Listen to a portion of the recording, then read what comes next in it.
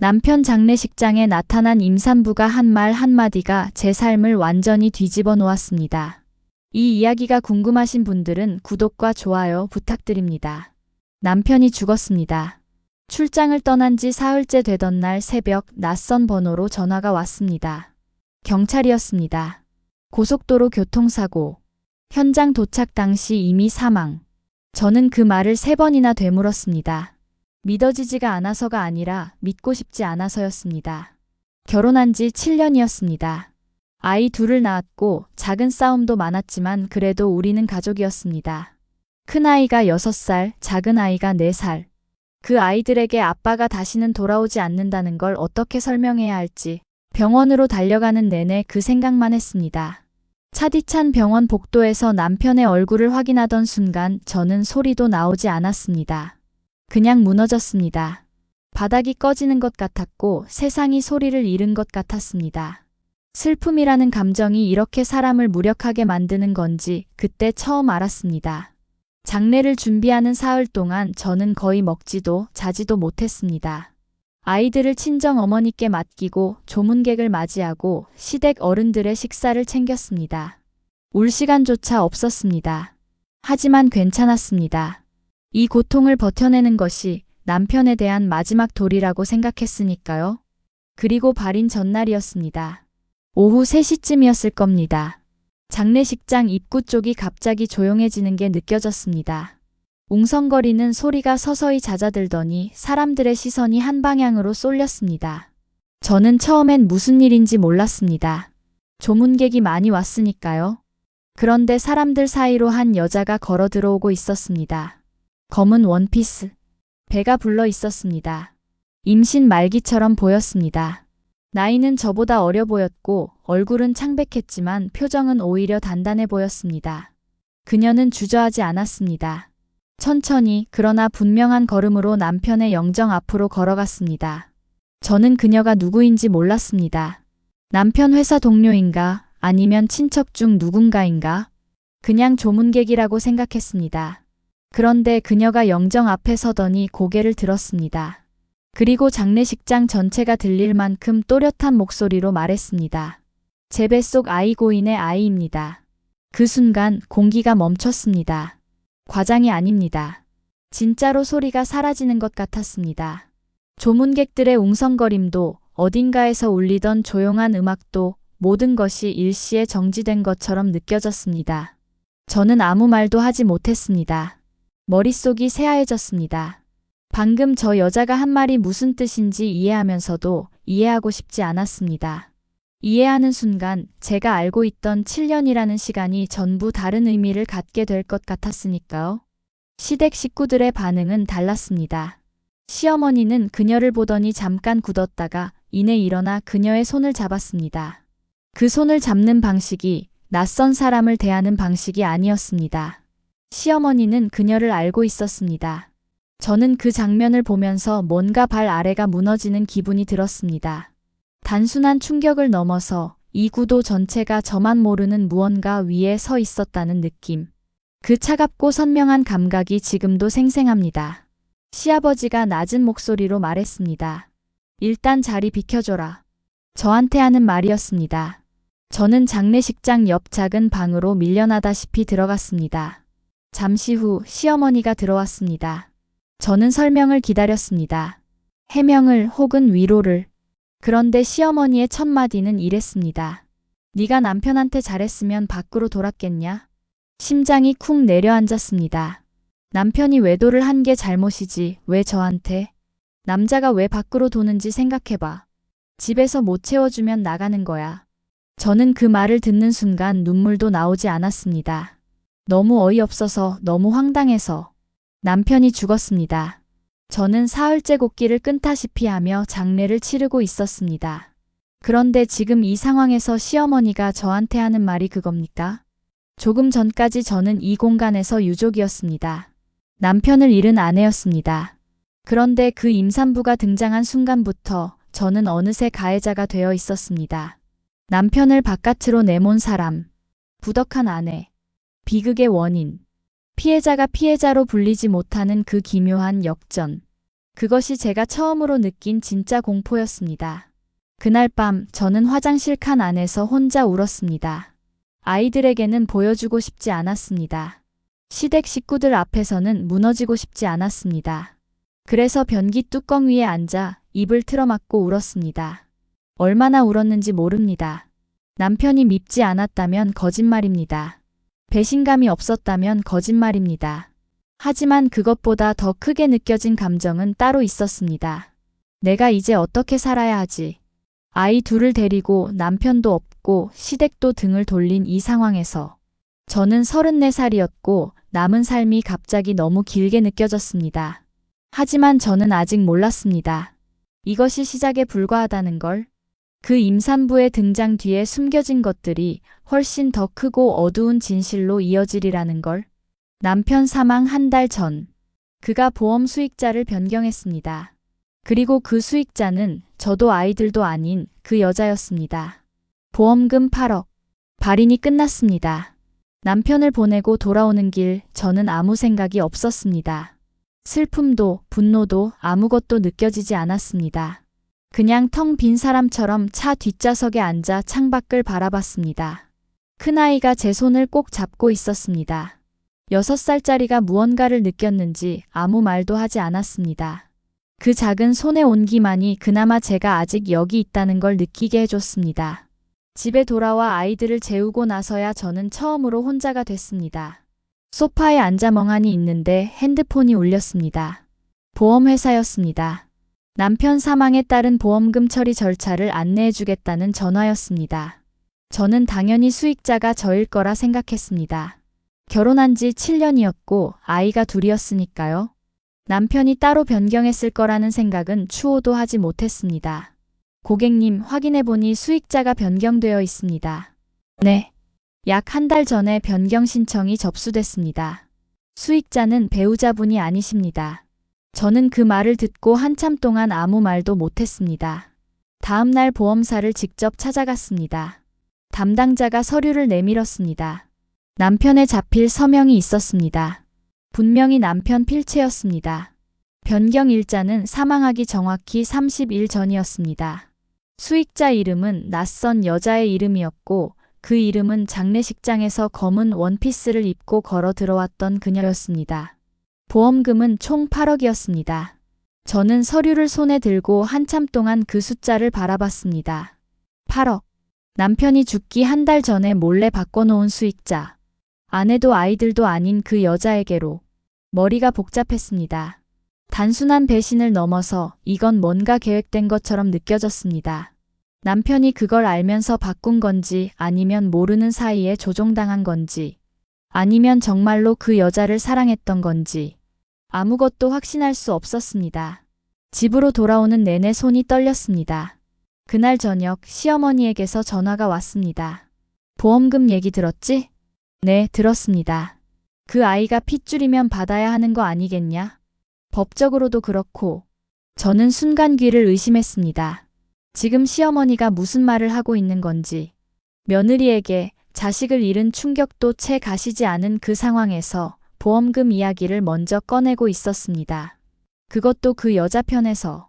어머니, 저는 그 아이가 정말 남편 아이인지조차 모릅니다. 뱃속에 있는 아이한테 무슨 죄가 있냐. 핏줄이면 당연히 받아야지. 수익자가 그 여자로 바뀐 거 알고 계셨어요? 잠깐 침묵이 흘렀습니다. 길지 않은 침묵이었지만 그 안에 모든 것이 담겨 있었습니다. 그건 그 애가 부탁을 해서. 언제부터 알고 계셨어요? 어머니. 전화가 끊어졌습니다. 저는 그날 밤 잠을 이루지 못했습니다. 시어머니가 알고 있었습니다. 그 여자의 존재를, 보험 수익자 변경을, 아마도 그보다 더 많은 것들을. 그러면서도 장례식장에서 저한테 한 말은 네가 남편한테 잘했으면 밖으로 돌았겠냐였습니다. 저를 탓했습니다. 알면서도 모른 척했습니다. 며느리보다 뱃속 아이를 택했습니다. 아니, 정확하게는 뱃속 아이가 아니라 그 아이에게 연결된 8억을 택했습니다. 그 사실이 선명해지는 순간 슬픔보다 더 차가운 감정이 올라왔습니다. 배신감이었습니다. 남편한테만이 아니라 7년을 모시고 살았던 시댁한테서 오는 배신감. 명절마다 새벽부터 일어나 전을 부쳤고 시아버지 병원 검진마다 운전해서 모시고 다녔고 시어머니 생신엔 한 달 전부터 선물을 고민했습니다. 그런 7년이었습니다. 그런데 지금 그 시어머니는 저한테 전화를 걸어 핏줄이면 받아야지라고 말하고 있었습니다. 저는 이불을 끌어당겨 얼굴을 묻었습니다. 소리 없이 울었습니다. 어젯밤에도, 그제밤에도, 그리고 오늘 밤도. 하지만 이 눈물은 어제와 달랐습니다. 남편을 잃은 슬픔이 아니라 제가 서 있던 자리가 처음부터 없었다는 걸 깨달은 사람의 눈물이었습니다. 며칠이 지났습니다. 시댁 쪽에서 연락이 뜸해졌습니다. 처음엔 그냥 장례 후에 정리 기간이려니 했습니다. 그런데 이상한 낌새가 하나둘 보이기 시작했습니다. 시어머니가 카카오톡 읽고 답장을 안 했습니다. 시아주버니는 전화를 아예 받지 않았습니다. 명절 제사 날짜를 물어봐도 나중에 얘기하자는 말만 돌아왔습니다. 그리고 우연히 알게 됐습니다. 남편 친구 중 한 명이 조심스럽게 연락을 해왔습니다. 장례식장에서 한 번 본 적 있는 친구였는데 그가 말했습니다. 형수님, 제가 드릴 말씀이 있는데요. 그냥 넘어가면 안 될 것 같아서요. 말씀하세요. 그 여자랑 어머님이 문자 주고받는 거 형이 한 번 봤대요. 꽤 오래됐다고. 형도 그게 불편했던 것 같더라고요. 가슴이 철렁 내려앉았습니다. 얼마나 됐다고요? 한 1년은 된 것 같다고 했어요. 1년. 그 여자와 시어머니가 1년 동안 연락을 주고받았습니다. 저는 아무것도 몰랐습니다. 남편도 불편해하면서 말을 못했고 시어머니는 며느리한테 숨겼습니다. 그 집에서 저만 혼자 몰랐던 겁니다. 저는 그때부터 혼자 자료를 모으기 시작했습니다. 감정적으로 무너지면 안 됐습니다. 울고 싶었지만 울 수가 없었습니다. 아이 둘이 있었고 보험금 8억은 이미 다른 사람 이름으로 처리 절차가 시작되고 있었으니까요. 제가 아무것도 하지 않으면 아무것도 남지 않을 상황이었습니다. 통화 내역을 요청했습니다. 남편 명의 계좌 거래 내역을 확인했습니다. 보험 변경 당일 남편이 어디에 있었는지 파악했습니다. 퍼즐 조각이 하나씩 모였고 그 그림은 점점 더 불길한 모양을 만들어갔습니다. 그리고 저는 결심했습니다. 친자 검사를 요구하겠다고. 그 아이가 정말 남편 아이인지 확인하기 전까지 보험금 지급에 동의할 수 없다고. 법적으로 이의를 제기하겠다고. 시어머니가 전화를 해왔습니다. 왜 이렇게 복잡하게 만드냐고 했습니다. 핏줄을 의심하냐고 했습니다. 집안 망신이라고도 했습니다. 저는 조용히 말했습니다. 어머니, 저 집에서 나가겠습니다. 더 이상 여기 있을 이유가 없으니까요. 짐을 쌌습니다. 아이들 옷과 책을 챙겼습니다. 7년 동안 살던 집이었지만 돌아볼 여유도 마음도 없었습니다. 문을 닫고 나오는 순간 이상하게도 눈물이 나오지 않았습니다. 슬픔은 이미 분노로 바뀌고 있었습니다. 그리고 그 분노는 제가 버틸 수 있는 가장 단단한 연료가 되어 주었습니다. 기다림이란 게 이렇게 사람을 갉아먹는 건지 그때 처음 알았습니다. 친자 검사 결과를 기다리는 동안 저는 매일 아침 눈을 뜨는 게 두려웠습니다. 결과가 나오면 뭔가가 확정된다는 뜻이었고 무언가가 확정되는 순간 제가 감당해야 할 현실도 함께 확정되니까요. 모르는 동안은 그나마 가능성이라는 게 존재했습니다. 혹시 남편이 그냥 실수한 건 아닐까? 혹시 그 여자가 거짓말을 하고 있는 건 아닐까? 혹시 이 모든 게 오해인 건 아닐까? 하지만 저도 알고 있었습니다. 그 혹시들이 전부 제가 만들어낸 거짓된 위안이라는 걸. 아이는 그 여자가 출산하고 나서 열흘 뒤에 검사가 진행됐습니다. 법원을 통해 요청한 절차였기 때문에 거부할 수 없었습니다. 저는 결과지를 받으러 가는 날 아침 아이들을 친정 어머니께 맡기고 혼자 차를 몰았습니다. 라디오도 켜지 않았습니다. 그냥 조용히 도로만 바라보며 달렸습니다. 결과지를 받아드는 순간 손이 떨렸습니다. 봉투를 열었습니다. 불일치. 단 3글자였습니다. 보고서에는 여러 수치와 항목들이 빼곡하게 적혀 있었지만 제 눈에는 그 3글자만 보였습니다. 그 아이는 남편의 아이가 아니었습니다. 저는 차 안에 한참 앉아 있었습니다. 울지 않았습니다. 오히려 이상하리만큼 차분해졌습니다. 슬픔도 분노도 아무것도 먼저 올라오지 않았습니다. 그냥 퍼즐 조각 하나가 맞춰지는 둔탁한 소리만 머릿속에서 들렸습니다. 그렇구나. 그런 거였구나.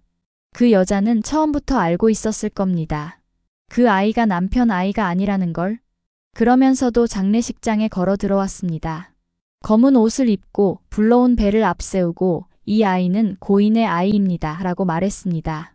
그 말 한마디로 저를 가해자로 만들었고 8억의 보험금으로 향하는 문을 열었습니다. 계획이었습니다. 보험금 지급은 즉시 보류됐습니다. 보험사 측에서도 친자 불일치 결과를 통보받은 뒤 지급 절차를 중단했습니다. 수익자가 고인과 아무런 법적, 혈연적 관계가 없는 것으로 확인됐으니 당연한 수순이었습니다. 저는 변호사를 통해 보험금 수익자 지정 자체의 효력에 대해서도 이의를 제기했습니다. 남편이 온전한 판단 하에 변경한 건지 아니면 누군가의 개입이 있었던 건지 밝혀야 했습니다. 그리고 수사가 시작됐습니다. 경찰은 그 여자의 주변을 들여다보기 시작했습니다. 보험 수익자 변경 경위, 남편과의 관계, 금전 거래 내역. 저는 제가 모아둔 자료들을 전부 제출했습니다. 통화 내역, 계좌 거래 기록, 남편 친구를 통해 확인한 정황들까지. 며칠이 지났습니다. 수사관이 연락을 해왔습니다. 목소리가 조심스러웠습니다. 확인하신 게 맞습니다. 그런데 추가로 나온 게 있어서요. 무엇인가요? 문자 내역입니다. 그 여성 핸드폰에서 나온 건데 저희도 좀 당황스럽습니다. 문자의 수신자는 한 명이었습니다. 내용은 짧았습니다. 하지만 그 짧은 문장 안에 모든 것이 들어 있었습니다. 보험금 나오면 반 나누자. 발신자는 그 여자였고 수신자는 저장된 이름으로 확인됐습니다. 수사관이 그 이름을 말하는 순간 저는 숨이 멎는 것 같았습니다. 그녀는 혼자가 아니었습니다. 누군가와 공모했습니다. 보험금을 반으로 나누기로 약속했습니다. 처음부터 둘이서 짠 일이었습니다. 그 여자 혼자 장례식장에 나타난 게 아니라 누군가의 계획 아래 움직인 겁니다. 남편의 죽음을, 8억의 보험금을 모두 미리 계산해 넣은 사람이 있었습니다. 저는 그 사실을 듣고 한참 동안 말을 하지 못했습니다. 수신자가 누구예요? 수사관이 잠시 망설였습니다. 현재 수사 중이라 구체적인 인적 사항은 말씀드리기 어렵습니다. 다만 고인과 가까운 사람입니다. 고인과 가까운 사람. 그 말이 머릿속에서 계속 맴돌았습니다. 남편의 지인인가? 회사 사람인가? 아니면 더 가까운 누군가인가? 그날 밤 저는 잠을 자지 못했습니다. 눈을 감으면 그 문자 내용이 어른거렸습니다. 보험금 나오면 반 나누자. 이 일이 단순한 불륜이 아니었습니다.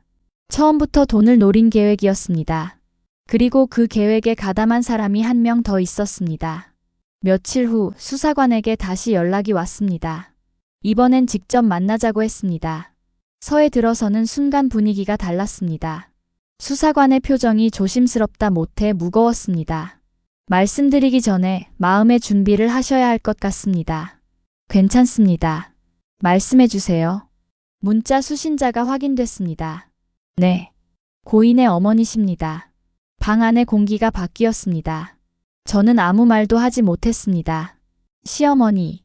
그 문자를 받은 사람이 시어머니였습니다. 보험금 나오면 반 나누자. 그 메시지를 받고 읽고 답장을 보낸 사람이 시어머니였습니다. 7년이었습니다. 7년 동안 어머니라고 불렀던 사람이었습니다. 남편이 죽고 나서 장례식장에서 저한테 내가 잘했으면 남편이 밖으로 돌았겠냐고 했던 그 사람이었습니다. 그 여자 손을 잡아주던 사람이었습니다. 핏줄이면 받아야지라고 전화하던 사람이었습니다. 그 모든 행동이 한순간에 다른 의미로 재배열됐습니다. 저를 몰아붙인 것도, 그 여자를 감싼 것도, 보험금을 서두른 것도 전부 처음부터 알고 있었기 때문이었습니다. 아니, 처음부터 가담했기 때문이었습니다. 시어머니는 그 여자와 함께 8억을 나눠 갖기로 약속한 상태였습니다. 며느리는 처음부터 거추장스러운 존재였던 겁니다. 수사관이 조심스럽게 물었습니다. 혹시 시어머니 쪽에서 재정적인 어려움이 있다는 걸 알고 계셨나요? 저는 고개를 저었습니다. 자세히는 몰랐습니다. 사업이 잘 안 된다는 얘기는 들었는데 저희가 확인한 바로는 상당한 규모의 채무가 있습니다. 시어머니 명의, 시아버지 명의, 법인 명의까지 합산하면 상당한 금액입니다. 상당한 금액. 수사관은 구체적인 숫자를 그 자리에서 말해주지 않았습니다. 하지만 저는 집으로 돌아오는 길에 혼자 여러 가지를 맞춰봤습니다. 시댁이 몇 년 전부터 사업이 기울었다는 이야기, 남편이 종종 시댁에 돈을 보내던 것, 명절마다 분위기가 묘하게 가라앉아 있던 것, 시어머니가 유독 남편 보험 얘기에 민감하게 반응하던 것, 전부 연결됐습니다. 그들에게 보험금 8억은 마지막 탈출구였습니다. 그리고 그 탈출구를 열기 위해 아들의 죽음을 이용했습니다. 며느리를 희생시켰습니다. 아무것도 모르는 손자들의 아버지를 수단으로 삼았습니다. 집에 돌아오니 아이들이 자고 있었습니다. 큰아이 이마에 손을 얹었습니다. 따뜻했습니다. 자면서도 눈썹이 남편을 닮아서 저는 잠시 그 얼굴을 바라봤습니다. 이 아이들은 아무것도 모릅니다. 아빠가 없어진 것도, 할머니가 무슨 짓을 한 건지도, 엄마가 매일 밤 얼마나 무너지고 있는지도 모르는 게 다행이라는 생각과 언젠가는 알게 된다는 생각이 동시에 들었습니다. 저는 그날 밤 처음으로 다짐했습니다. 무너지지 않겠다고, 이 진실을 끝까지 밝히겠다고, 아이들 앞에서 피해자로만 남지 않겠다고. 분노가 단단해지는 게 느껴졌습니다. 슬픔이 뼈대를 갖추는 것 같았습니다. 그 감정이 제가 앞으로를 버틸 수 있는 유일한 힘이었습니다. 진실은 한 번에 쏟아지지 않습니다. 조금씩 한 겹씩 벗겨집니다. 그리고 한 겹이 벗겨질 때마다 그 아래에 더 차갑고 더 단단한 무언가가 나옵니다. 저는 시어머니가 그 여자와 문자를 주고받았다는 걸 알았습니다. 보험금을 반으로 나누기로 약속했다는 것도 알았습니다. 그것만으로도 이미 충분히 무너질 수 있었습니다. 하지만 진짜는 그 다음이었습니다. 수사가 깊어질수록 시댁의 실체가 하나씩 드러났습니다. 저는 그 과정을 옆에서 지켜보면서 내가 7년 동안 알고 있다고 생각했던 사람들이 사실은 전혀 다른 사람들이었다는 걸 깨달았습니다. 그 깨달음은 슬픔보다 더 오래, 더 깊이 남았습니다. 수사 과정에서 녹취가 나왔습니다. 경찰이 확보한 시어머니의 통화 녹음이었습니다. 상대방은 시아버지였습니다. 날짜는 남편이 사망하기 약 2달 전이었습니다. 저는 수사관을 통해 그 내용을 전달받았습니다. 시어머니의 음성이었습니다. 보험금만 나오면 빚 다 갚을 수 있어. 그것만 해결되면 돼. 시아버지가 대답했습니다. 그래도 이게 맞는 건지 모르겠어. 맞고 틀리고가 어딨어. 우리가 살아야지. 저는 그 내용을 읽으면서 손이 떨렸습니다. 남편이 사망하기 2달 전. 보험금을 이미 계산해 넣고 있었습니다.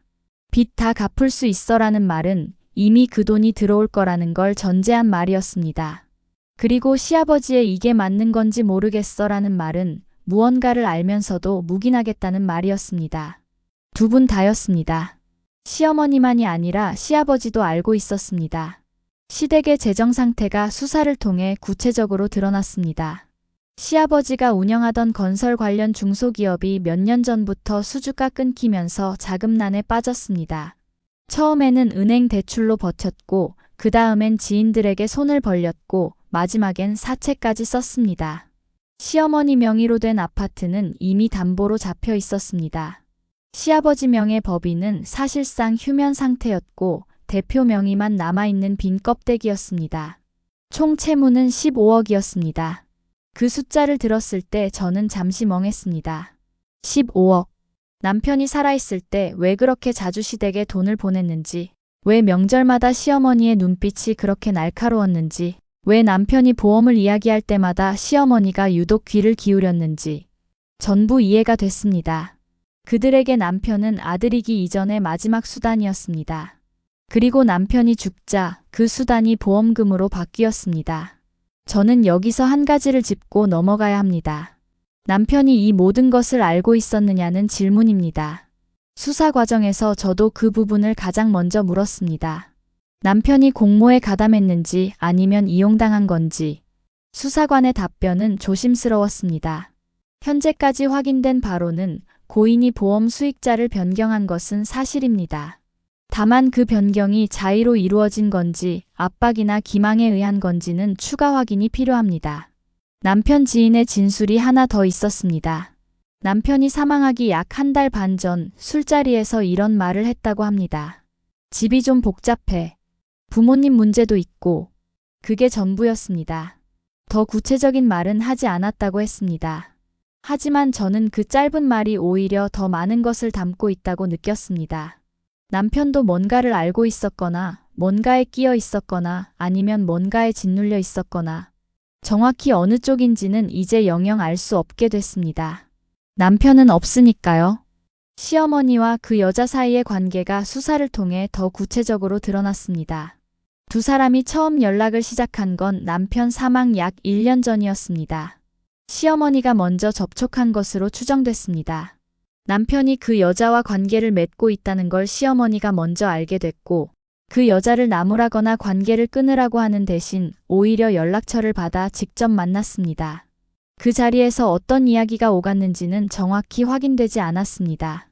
하지만 그 이후로 두 사람은 정기적으로 연락을 주고받았고, 보험 수익자 변경이 이루어진 시점 즈음에 만남 횟수가 급격히 늘었습니다. 그 여자의 진술 중 일부가 수사 자료에 포함됐습니다. 처음엔 그냥 잘해주는 줄 알았어요.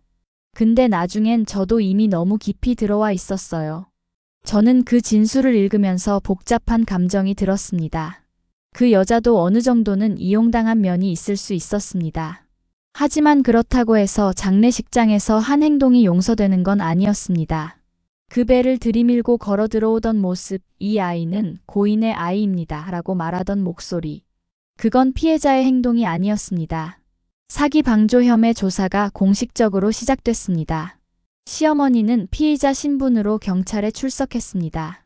시아버지도 참고인 조사를 받았습니다. 저는 그 소식을 전해 들으면서 이상하게도 통쾌하지 않았습니다. 당연히 받아야 할 결과라는 생각은 들었지만 그와 동시에 이 모든 과정이 끝나고 나서도 제 삶이 복원되는 건 아니라는 걸 알았기 때문입니다. 남편은 돌아오지 않습니다. 7년이라는 시간도 돌아오지 않습니다.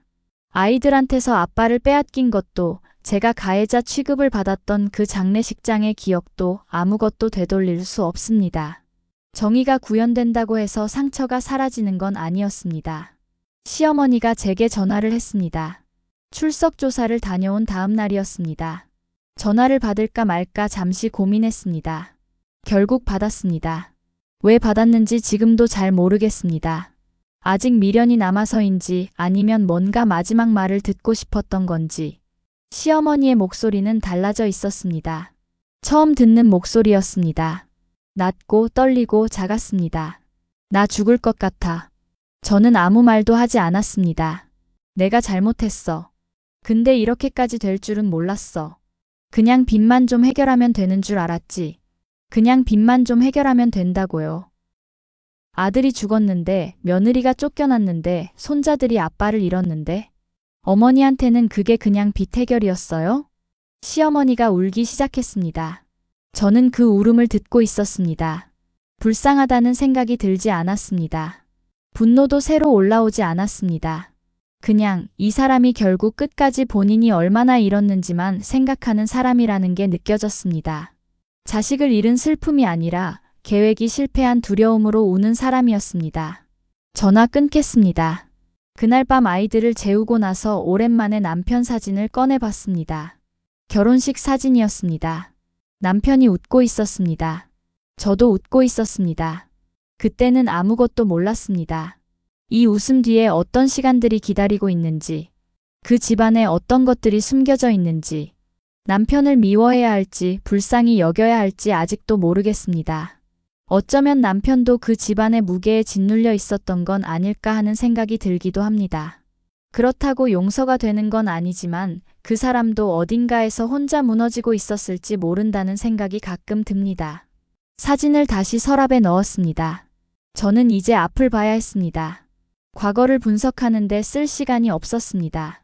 아이 둘이 내일도 밥을 먹어야 하고 학교에 가야 하고 엄마가 괜찮다는 걸 느껴야 하니까요. 그리고 6개월이 지났습니다. 임산부는 구속됐습니다. 보험 사기 공모 혐의였습니다. 시어머니는 사기 방조 혐의로 불구속 기소됐습니다. 재판이 시작됐습니다. 저는 피해자 진술을 위해 법정에 2번 출석했습니다. 모든 것이 정리되어 가는 것처럼 보였습니다.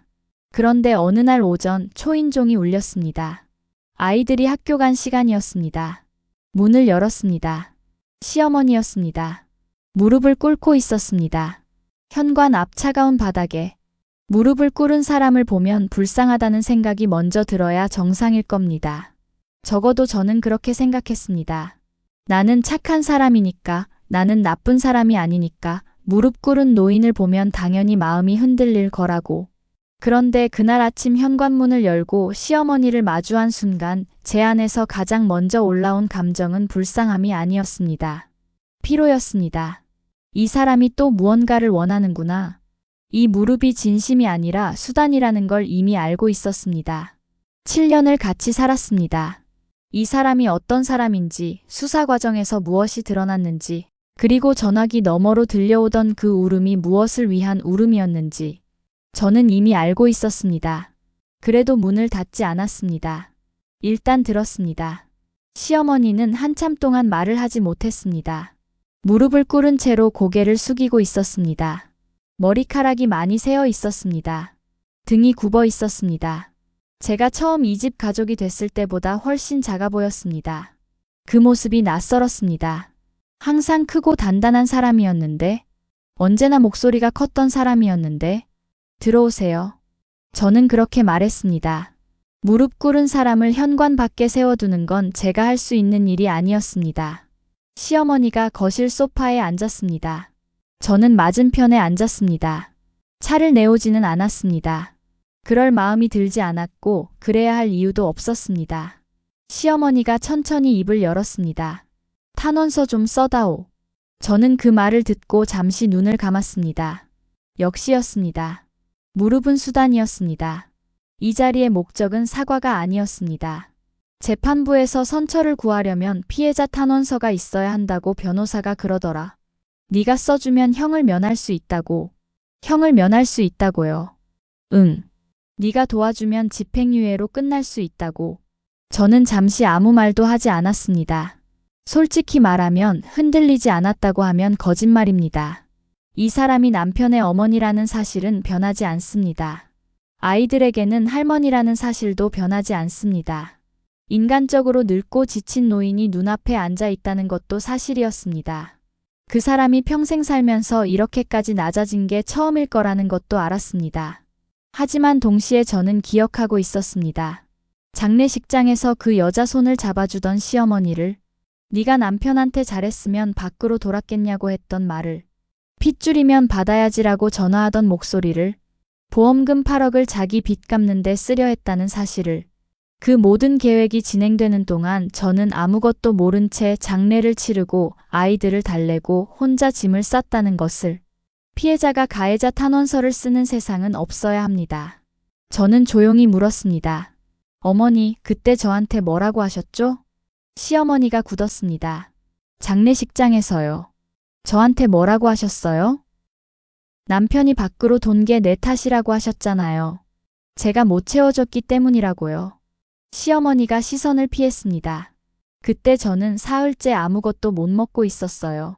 남편 잃은 충격에 아이들 어떻게 달래야 할지도 모르고 있었고요. 그 상황에서 어머니가 저한테 한 첫마디가 그거였어요. 그건 내가 잘못했어. 잘못하신 게 그것뿐인가요? 시어머니가 대답하지 않았습니다. 15억 빚이 있었으면 저한테 말씀하실 수 있었잖아요. 남편이 힘들었으면 저한테 말할 수 있었잖아요. 모르는 여자를 끌어들이고 보험금을 나눠 갖기로 약속하고 그러면서 장례식장에서 저를 죄인 만드는 게 어머니가 선택하신 방법이었어요? 시어머니의 눈에서 눈물이 흘렀습니다. 저는 그 눈물을 외면하지 않았습니다. 보았습니다. 그리고 그 눈물이 진심인지 아닌지 판단하려는 노력조차 하지 않았습니다. 이미 그 판단에 에너지를 쓸 만큼 제 안에 여유가 남아있지 않았으니까요. 탄원서는 못 쓰겠습니다. 짧게 말했습니다. 어머니가 받으실 결과는 어머니가 하신 일에 따른 겁니다. 제가 그걸 줄여드릴 이유가 없어요. 그리고 솔직히 말씀드리면 저는 어머니가 어떤 처벌을 받는지보다 제 아이들이 어떻게 자랄지가 더 중요합니다. 시어머니가 흐느꼈습니다. 그 아이들한테 할머니가 어떤 사람인지는 제가 말하지 않을 거예요. 아이들이 스스로 판단할 나이가 될 때까지는요. 그게 제가 드릴 수 있는 마지막 배려입니다. 시어머니가 무슨 말인가를 하려다 멈췄습니다. 저는 자리에서 일어났습니다. 이제 가주세요. 시어머니가 나가고 문이 닫혔습니다. 저는 문에 등을 기댔습니다. 숨을 한 번 길게 내쉬었습니다. 손이 떨렸습니다. 목소리는 끝까지 흔들리지 않으려고 버텼는데 혼자가 되니 비로소 몸이 반응했습니다. 울지는 않았습니다. 울고 싶은 마음이 없는 게 아니라 이제는 이 일로 눈물을 쓰고 싶지 않았습니다. 제 눈물은 더 소중한데 써야 했습니다. 아이들이 힘들 때, 제가 지칠 때, 그리고 살다가 진짜 기쁜 일이 생겼을 때, 이 사람들을 위한 눈물은 이미 충분히 흘렸습니다. 그날 오후 학교에서 아이들이 돌아왔습니다. 현관문이 열리는 소리와 함께 두 아이가 우르르 들어왔습니다. 가방을 아무데나 던지고 냉장고 문을 열고 엄마 배고파를 외쳤습니다. 저는 부엌으로 가서 간식을 꺼냈습니다. 아무 일도 없었다는 듯이. 그런데 큰아이가 물었습니다. 엄마, 아까 할머니 왔다 갔어? 현관 앞에 희미하게 남은 발자국을 본 모양이었습니다. 저는 잠깐 멈췄습니다. 응, 잠깐 오셨어. 왜 왔어? 할 말이 있으셔서. 큰아이가 고개를 갸웃했습니다. 그리고 작은아이가 불쑥 끼어들었습니다. 할머니 왜 울었어? 저는 그 말에 놀랐습니다. 작은아이가 보았던 모양이었습니다. 시어머니가 돌아가면서 엘리베이터 앞에서 울고 있었던 걸 마침 거실 창문 너머로 아파트 복도가 보이는 각도에서 봤던 것 같았습니다. 저는 잠시 생각했습니다. 어떻게 말해야 할까? 어른의 일이라고 덮어버릴까? 아니면 아이들이 이해할 수 있는 선에서 뭔가를 말해줄까? 저는 작은아이 옆에 쪼그려 앉았습니다. 눈을 맞췄습니다. 욕심은 가족도 무너뜨린단다. 작은아이가 눈을 깜빡였습니다. 다 이해하진 못했겠지만 진지한 엄마 얼굴을 보며 고개를 끄덕였습니다. 큰아이도 말없이 듣고 있었습니다. 저는 다시 일어섰습니다. 간식 그릇을 식탁에 올려놓으며 말했습니다. 자, 먹자. 아이들이 의자를 끌어당기는 소리가 났습니다. 숟가락이 그릇에 부딪히는 소리가 났습니다. 작은아이가 오늘 학교에서 있었던 일을 이야기하기 시작했습니다. 시시콜콜한 이야기였습니다. 친구가 넘어졌다느니, 급식에 좋아하는 반찬이 나왔다느니. 저는 그 이야기를 들으며 고개를 끄덕였습니다. 이게 일상이었습니다. 이 소리들이 제가 지켜야 할 것들이었습니다. 재판은 계속됐습니다. 임산부는 징역형을 선고받았습니다. 시어머니는 집행유예였습니다. 탄원서 없이도 재판부는 나이와 건강 상태를 고려했습니다. 저는 그 결과를 듣고 딱히 억울하다는 생각이 들지 않았습니다. 처벌의 무게보다 중요한 건 이 일이 제대로 기록되고 제대로 마무리됐다는 것이었으니까요. 보험금은 지급되지 않았습니다. 수익자 변경이 정상적인 의사에 의한 것으로 보기 어렵다는 판단이 내려졌고 관련 소송을 통해 저는 일부를 돌려받을 수 있었습니다. 전부는 아니었습니다. 하지만 처음에 아무것도 없을 거라 생각했던 것에 비하면 그것으로 충분했습니다. 남편 사망 이후 처음으로 무언가가 제 편에서 마무리된 느낌이었습니다. 저는 지금 두 아이와 함께 살고 있습니다. 시댁과는 연락이 없습니다. 친정어머니가 가끔 아이들을 봐주십니다. 저는 오랫동안 쉬었던 일을 다시 시작했습니다. 처음엔 어색했고 힘들었지만 이제는 그 시간이 오히려 저를 붙잡아주는 것 같습니다. 남편 생각을 안 하는 날은 없습니다. 밉기도 하고 그립기도 하고 왜 그랬냐고 묻고 싶기도 합니다. 하지만 그 감정들이 이제는 저를 무너뜨리지 않습니다. 그냥 가슴 한켠에 있습니다. 거기 있어도 저는 아침을 챙기고 아이들 학교 보내고 하루를 살아냅니다. 버텨내는 게 이긴 거라는 말이 있습니다. 저는 그 말이 처음엔 너무 초라하게 들렸습니다. 이기는 게 고작 버티는 거냐고. 그런데 지금은 압니다. 무너지지 않고 여기 있는 것, 아이들 앞에서 웃을 수 있는 것, 내일을 내다볼 수 있는 것, 그게 얼마나 어렵고 단단한 일인지. 저는 버텼습니다. 그래서 여기 있습니다. 이 이야기를 끝까지 읽어주신 분들께 감사합니다. 누군가의 삶이 이렇게까지 무너질 수 있다는 걸, 그럼에도 다시 일어설 수 있다는 걸, 이 이야기가 조금이나마 전해졌으면 합니다. 살다 보면 내가 피해자인데 가해자가 되는 순간이 있습니다. 믿었던 사람이 등을 돌리는 순간이 있습니다. 그 순간에 어떻게 서 있어야 하는지 저도 아직 배우는 중입니다. 이런 이야기가 더 궁금하신 분들은 구독과 좋아요 부탁드립니다. 혼자 사귀기엔 너무 무거운 이야기들 여기서 함께 나누겠습니다. 다음 이야기에서 만나요.